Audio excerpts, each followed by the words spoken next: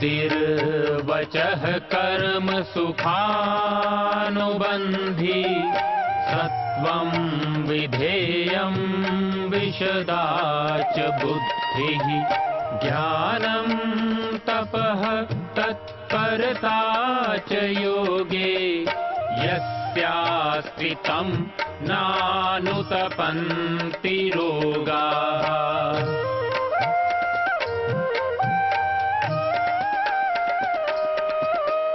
योगेन चित्तस्य पदेन वाचां मलं शरीरस्य च वैदिकेन योपाकरोतं प्रवरं मुनीनां पतञ्जलिं प्राञ्जलिरानतोऽस्मि पतञ्जलिं प्राञ्जलिरानतोऽस्मि पतञ्जलिं प्राञ्जलिरानतोऽस्मि।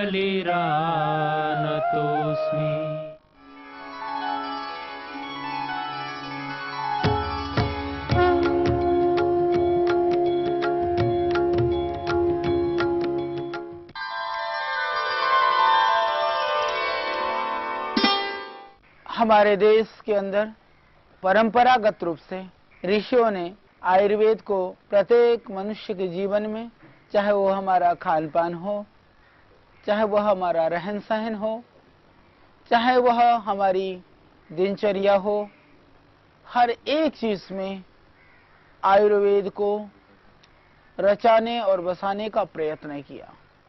हम नहीं समझ पाते हैं, यह एक भिन्न बात है। तो ऋषियों ने बहुत सारे जो जड़ी बूटियां हैं, जो औषधियां हैं, उनको भोजन का अंग बना करके एक भोजन के रूप में हम उसको नित्य प्रति अपने जीवन में प्रयोग करते हैं। यह हमारी देश की खूबी है, यह विशेषता है कि हमारा देश आज जितने तरह के व्यंजन, जितने तरह के पकवान और जितने तरह के खाद्य पदार्थ, और वह खाद्य पदार्थ भी ऋतु के अनुसार अलग अलग ऋतुओं में अलग अलग तरह के पदार्थों का सेवन हमारे देश में किया जाता है, उस तरह से विश्व के अंदर किसी भी देश में नहीं किया जाता है। यह हमारी विशेषता है। तो उसी विशेषता के तहत जिस औषधीय पौधों को आज हम जिसको सिर्फ स्वाद बढ़ाने की दृष्टि से या हम भोजन की, व्यंजन की मधुरता के लिए जिस पौधे के फल को हम प्रयोग करते हैं, उस फल का यह पौधा, इसमें जब फल आते हैं तो नीचे से निकल करके आते हैं, पुष्प ऊपर की तरफ आते हैं। इसका नाम है इलायची। यह छोटी इलायची का पौधा है। इसी तरह से इलायची दो तरह की होती है, हम सब जानते हैं, एक बड़ी इलायची, एक छोटी इलायची। तो आज हम दोनों इलायची के संदर्भ में चर्चा करेंगे। ये वास्तव में मसाले से लेकर के मिष्टान्न तक में, चाहे वह मिठाइयाँ बनानी हो, चाहे वो मसाला में डालना हो, हम इलायची का प्रयोग करते हैं बखूबी। सुबह उठ करके आपकी बनने वाली चाय हो या आपका बनने वाला किसी भी तरह का घर में पकवान हो, हर चीज में यह स्वाद को बढ़ाने के लिए, खुशबू को बढ़ाने के लिए हम इस इलायची का प्रयोग करते हैं। इलायची वास्तव में खुशबू का पौधा है, स्वाद का पौधा है।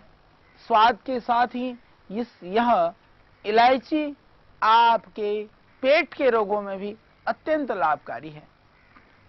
जिनको मंदाग्नि हो, भूख कम लगती हो, उन लोगों के लिए, उन बच्चों के लिए इलायची एक महाऔषधि है।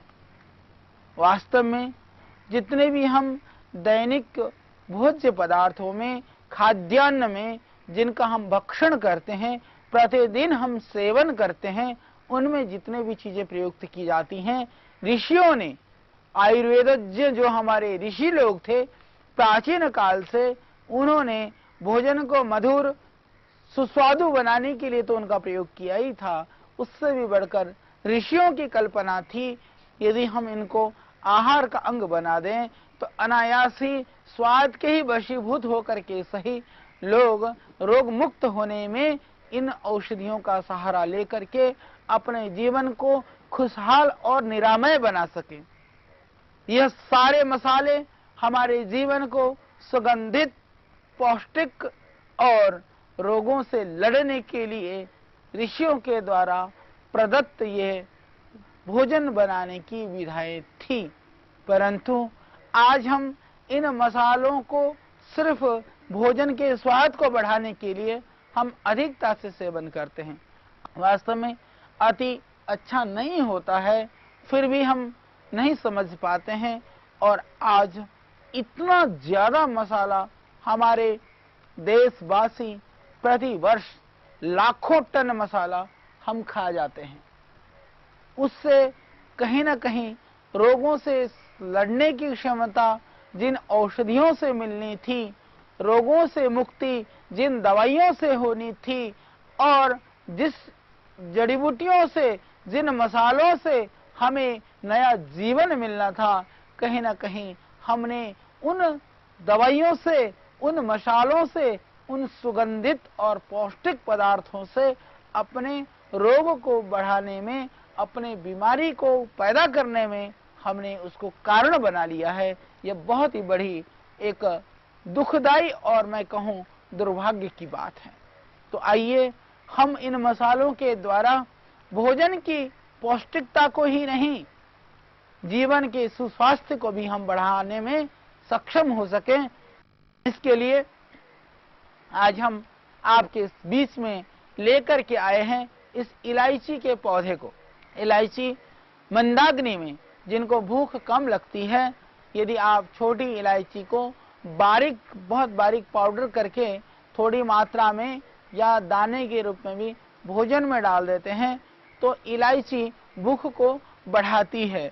इलायची के साथ में एक टुकड़ा अदरक यदि आप करते हैं प्रयोग तो उससे भूख बढ़ती है।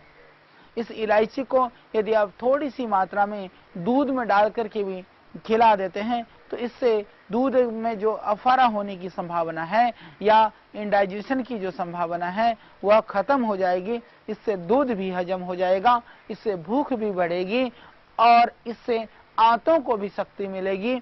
यह आंतों को भी लाभ देता है और जो हमारे अंदर आंतों के अंदर जो एंजाइम्स बनते हैं उसके लिए भी यह बहुत ही लाभकारी है।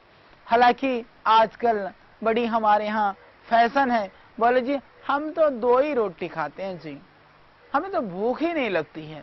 परंतु यदि उनसे पूछा जाए कि दिन भर कितनी बार खाते हो, क्या क्या चीजें खाते हो, तो हमें पता चलता है कि वास्तव में जो भूख न बढ़ने वाली जो बात थी या भूख न लगने वाली जो चीज है, लोग कहते हैं, बच्चों को लेकर के हमारे पास आते हैं, कहते हैं यह बच्चा खाता ही नहीं है, इसको भूख ही नहीं लगती है। तो यदि मैं पूछता हूँ बेटे भूख नहीं लगती है, बोला गुरुजी भूख तो लगती है पर वो भूख रोटी की नहीं लगती है। जो बाजार की चीजें हैं, तली भुनी हुई जो चीजें हैं, इस तरह के जितने भी पदार्थ हैं उसके लिए भूख लगती है। तो ऐसी भूख वो हमारे वास्तव में, चाहे भूख लगती हो पर हमारी जो वास्तविक भूख है, जो स्वास्थ्य रूपी जो भूख है, उसको वह मिटाने का ही कारण बनेगा, निमित्त बनेगा।